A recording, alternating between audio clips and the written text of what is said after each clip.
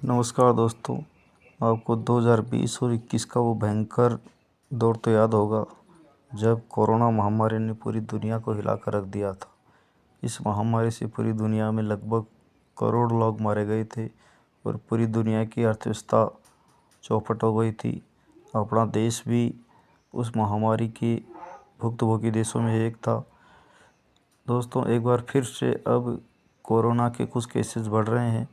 28 मई तक को देश के आयुष मंत्रालय के अनुसार लगभग 1200 केस भारत में एक्टिव हैं और जिनमें लगभग अब तक 13 डेथ हो चुकी हैं।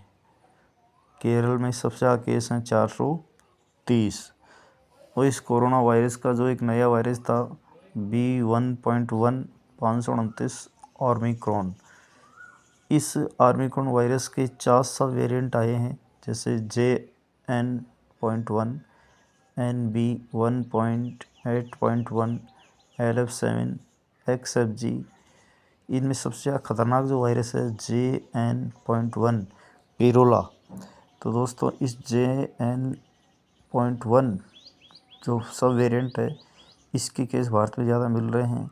भारत के अलावा एशिया के और भी कई देश हैं, जैसे थाईलैंड, मलेशिया, बैंकॉक, इनमें भी कोरोना के केसेस तेज़ी से बढ़ रहे हैं।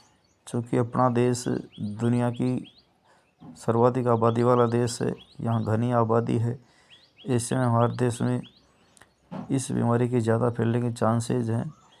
अभी हालांकि ज़्यादा केसेस नहीं हैं, लेकिन ज्यों-ज्यों केस बढ़ रहे हैं तो हमें अलर्ट होने की ज़रूरत है। भारत सरकार भी कोरोना के बढ़ते केसेस पर नज़र रखे हुए है और इस कोरोना के सब वेरिएंट के जो नए केसेस आ रहे हैं, इनमें भी वही लक्षण है जो कोरोना के थे, जैसे बुखार होना, सिर दर्द, खांसी, गैस्ट्रो प्रॉब्लम, तेज़ी से सांस लेने में दिक्कत आना। तो लक्षण वही हैं।